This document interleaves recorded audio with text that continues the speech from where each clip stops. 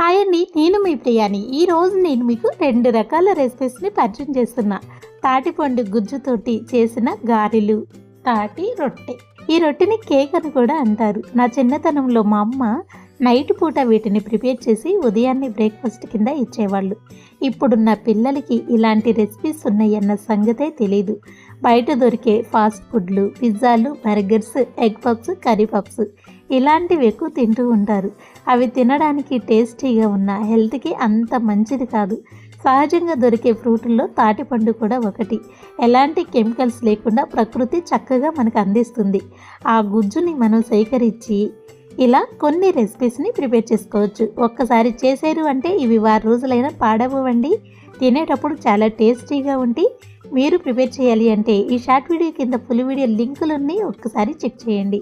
చాలా వివరంగా ఉంటుంది. తప్పకుండా ట్రై చేయండి. Thank you.